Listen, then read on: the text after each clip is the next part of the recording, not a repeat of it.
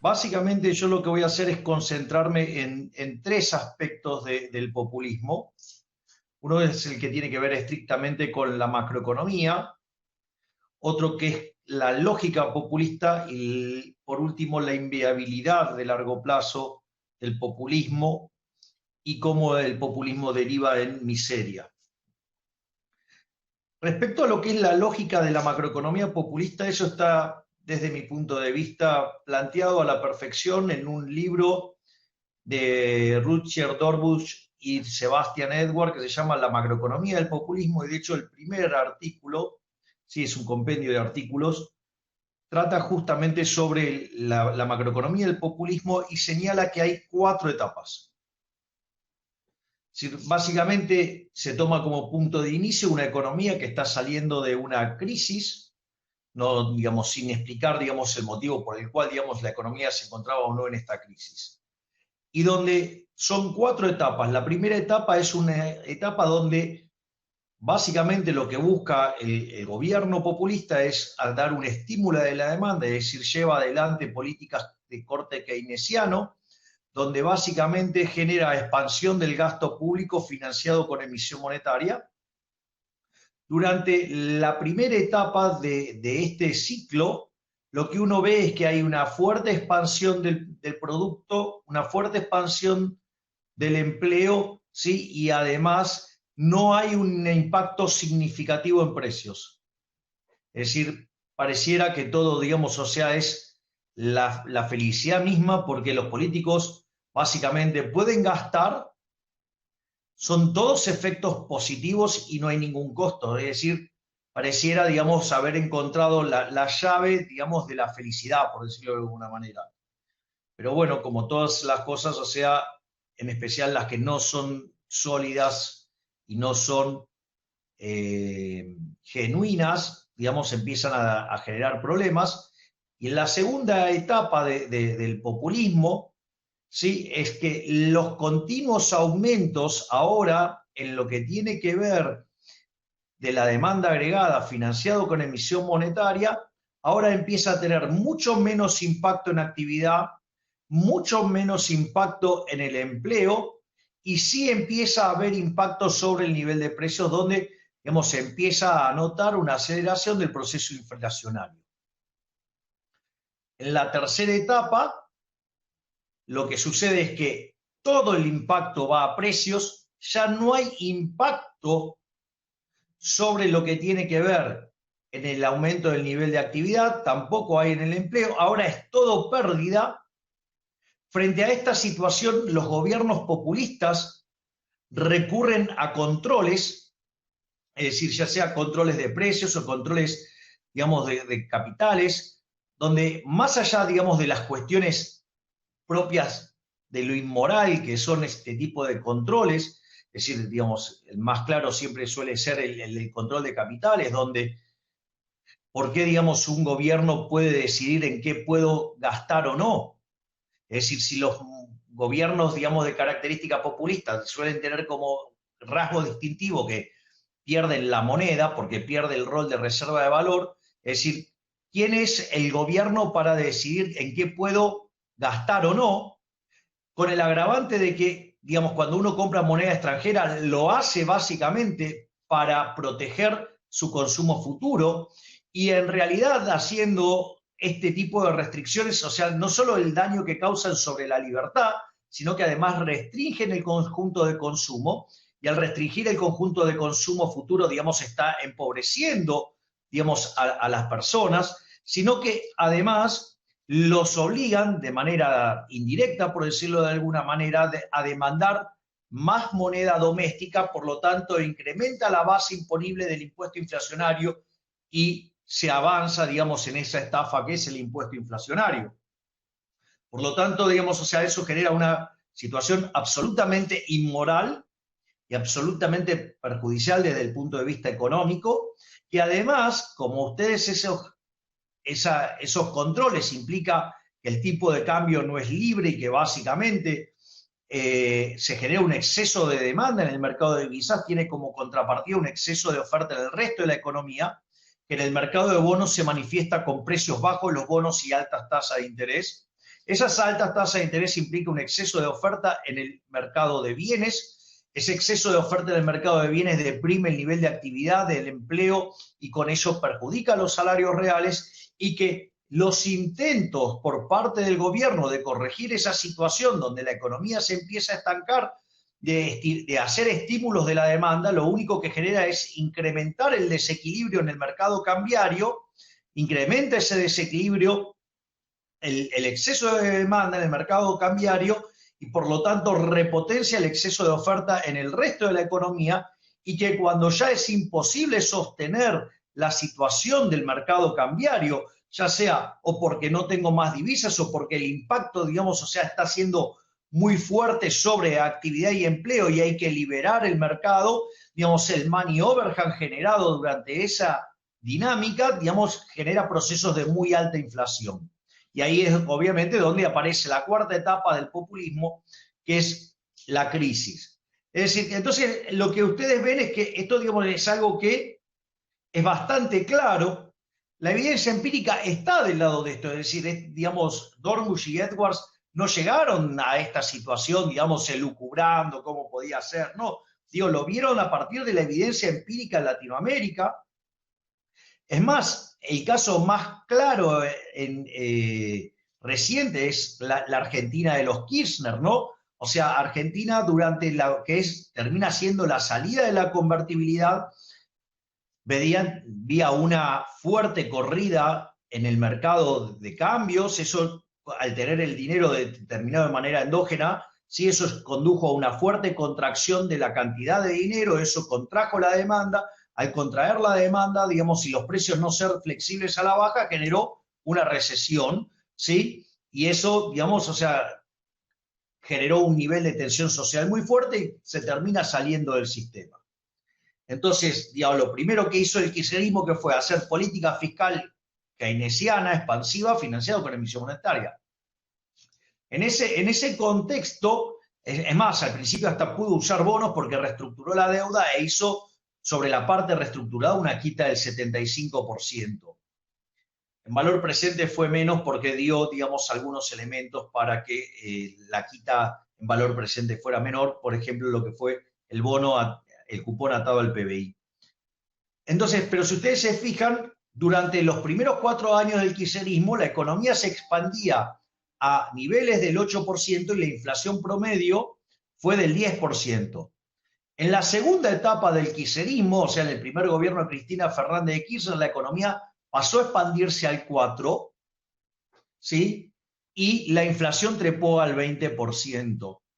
Y no solo eso, sino que en la tercera etapa la tasa de inflación trepó a niveles promedio del 30% y la actividad no se movió. Es decir, que en la economía argentina, digamos, no, o sea, dejó de expandirse, ¿sí? A partir del año 2011. A partir del 2011 Argentina empieza a tener fluctuaciones en torno al mismo nivel de actividad, ¿sí? Situación, sí, que durante el gobierno de Macri, digamos, se acelera más la inflación, ¿sí? Y, digamos, sobre el final, digamos, se termina generando una caída muy abrupta a partir de la mala elección, digamos, no solo por lo del 2019, sino a partir de violentar la independencia del Banco Central el 28 de diciembre del 2017. Pero si ustedes se fijan, o sea, ya la configuración que tenía la macroeconomía que recibe Mauricio Macri estaba a punto de estallar. Naturalmente no se corrigió esa situación y se repotenció en los últimos 2 años, y a partir, digamos, de lo que fue la llegada del cuarto gobierno kirchnerista, ¿sí? Esta situación se repotenció aún muchísimo más, porque básicamente lo que trataron de hacer es ir de vuelta por un paquete de estas características keynesianas. Ahora, y entonces el punto es, o sea, en algún momento esto va a estallar porque Argentina muestra un desequilibrio fiscal propio de las grandes crisis de la historia argentina, un desequilibrio monetario de 10 veces y medias a 1, un desequilibrio en el mercado cambiario de más del 80%, a pesar de que hay una montaña de regulaciones que hace ver al Monte Everest como un monte enano, ¿sí? Tenemos el nivel de actividad que si todo sale bien como el gobierno quiere, vamos a estar 15% por debajo del nivel del PBI per cápita del año del 2011. Sí tenemos que la economía destruyó 225.000 puestos de trabajo netos. Sí, y además, o sea, tiene 50% de pobres y 10% de indigentes. Es decir, la característica de la economía es una economía que está a punto de explotar. Es decir, esta explosión, digamos, se viene evitando, por decirlo de alguna manera, con parches y parches y parches. En algún momento los parches no van a aguantar más y esto explota. Ahora, si siempre termina mal, si siempre terminamos que además en todo ese proceso se consume capital y vamos a un nivel de producto per cápita inferior, ¿por qué lo hacemos? Y acá hay dos elementos que son muy importantes, y ahora entonces lo que es la segunda parte, que es la lógica populista.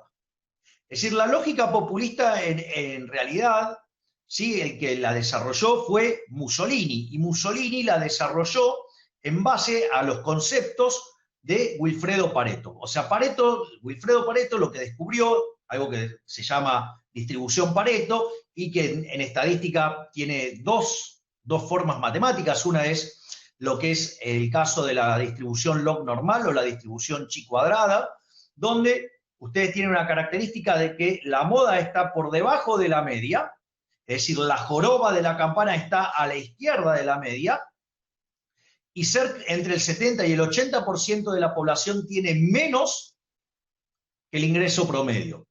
Por lo tanto, digamos, la lógica populista lo que hace es apuntar a quitarle a un grupo, ¿sí? Y plantear el polilogismo bien hegeliano, ¿sí? De amigos y enemigos, patria o antipatria, digamos, llámese como ustedes quieran, digamos, o sea, de plantear esta bipolaridad. Entonces, se plantea el conflicto respecto al grupo de altos ingresos y se plantea como solución la redistribución del ingreso, es decir, la idea de la justicia social. Entonces, se le roba los ingresos a un grupo para repartirlos al otro, es decir, un saqueo generalizado, digamos, liderado por el gobierno. En ese contexto, lo primero que hay que entender es que la justicia social es injusta, porque básicamente tiene varios problemas. O sea, el primer problema es de índole moral. ¿Por qué? Porque implica robarle un grupo para darle a otro, que lo cual también eso implica no solo un robo, sino que además un trato desigual frente a la ley. Y además, como en el capitalismo solamente se puede ser exitoso sirviendo al prójimo con bienes de mejor calidad o un mejor precio, ustedes están castigando a los que generan riqueza en favor de aquellos que la consumen o la destruyen o directamente, digamos, o sea, no sé, no hacen nada, pero entonces la situación es bastante complicada porque en realidad, primero que no existe tal cosa como una torta para repartir, ¿sí? ¿Por qué? Porque la economía, el mercado es un proceso de descubrimiento y en ese proceso de descubrimiento se van determinando, así como se descubren las oportunidades de negocio en la economía, ¿sí? También se genera la distribución del ingreso, que no tienen ni más ni menos que ver con la retribución de los factores en ese proceso de descubrimiento. Por lo tanto, no hay una tal cosa como una torta. Esa torta es algo que se va descubriendo, diría una combinación de los trabajos de Hayek con los de Israel Kirchner. Por lo tanto, o sea, cuando el Estado se mete, en realidad lo que sucede es que violenta el mecanismo por el cual se generan los descubrimientos y por ende el proceso de creación de riqueza se detiene. Es más, y si aún así, digamos, existiera ese mecanismo por el cual, digamos, supongamos que esto estuviera dado, el hecho de estar impactando sobre la distribución del ingreso lo que va a hacer es afectar el comportamiento de los agentes y por ende, digamos, va a estar peor. Por lo tanto, digamos, o sea, eso también, digamos, o sea, hay una cuestión inmoral y una cuestión de que daña el funcionamiento del árbol. Y como si todo esto fuera poco, es entonces, ¿de dónde sale esta idea? ¿Cómo es que, digamos, terminan cayendo, digamos, en algo que no funciona empíricamente, que además tiene una base moral cuestionable, ¿sí? Repudiable? Entonces, ¿de dónde aparece esto? Y en realidad, en el fondo, siempre nos encontramos entonces con algún vestigio socialista. Este es el tercer punto que quiero trazar. Y es el hecho de que si la idea es que donde hay una necesidad nace un derecho, ¿qué es lo que pasa? Digo, los individuos tienen necesidades infinitas. cambiantes e infinitas. Ahora, ¿cuál es el problema? El problema es que si nace un derecho, entonces ahora yo ese derecho lo tengo que pagar. Entonces, ¿qué es lo que pasa? ¿Lo pago con impuesto inflacionario? ¿Sí? Genero redistribución del ingreso, mala asignación de recursos, donde además, ¿sí?, castigo a los vulnerables con un impacto entre 25 y 30 veces más fuerte. Además, distorsiona el funcionamiento del sistema de precios, por lo tanto, distorsiono el crecimiento económico. Por lo tanto, o sea, en el caso argentino, eso muestra que cada vez que la tasa de inflación supera el 20%, se pierde un punto 58 de crecimiento. Eso puesto en la historia monetaria argentina. Desde que hay Banco Central, cuando uno corrige por ese efecto, la Argentina tendría que tener un PIB per cápita como el de Estados Unidos. No solo eso, lo puedo hacer subiendo impuestos. Ahora, ¿qué pasa? Cuando yo subo los impuestos, o sea, estoy generando daño presente, es decir, sobre las generaciones actuales, donde, digamos, les voy a estar penalizando sus planes de ahorro e inversión. Voy a estar castigando su consumo y eso tiene daños directos e indirectos, porque no es solo cómo le pego al sector particular donde esa persona dejó de consumir, sino que esa persona que iba a recibir ese dinero deja de hacer otras cosas. O la otra es tomar deuda, que es, digo, todavía más inmoral, porque básicamente le están trasladando la cuenta a otras personas que no nacieron o que no votaron. Por lo tanto, digamos, pasa a ser una cuestión absolutamente inmoral, ¿sí? ¿Y qué es lo que sucede? En el fondo, si yo tengo que por cada necesidad voy a generar un derecho y ahí tengo un montón de obligaciones que tengo que pagar, ¿cuál es el problema? Que tengo necesidades infinitas y tengo recursos escasos, pero ahora en lugar de resolverlo por el mecanismo de mercado, lo termino resolviendo por la vía violenta, pero aun cuando fuera todo lo violenta que quieran, nunca puede resolver el problema de la escasez desde ese lado. Por lo tanto, o sea, lleva un proceso de intervención de la economía que lo único que hace es dinamitar el funcionamiento del sistema de precios y por ende la economía siempre colapsa y termina peor.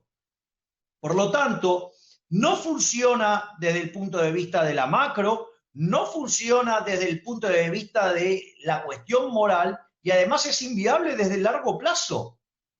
Pero claro, en la transición que dura, se pueden ganar muchos votos y muchas elecciones. Por eso es que los políticos no corrigen nunca, porque lo único que le importa a los políticos, a esas ratas, ¿sí?, miserables e inmundas, cuyo máximo ídolo es Mickey Mouse.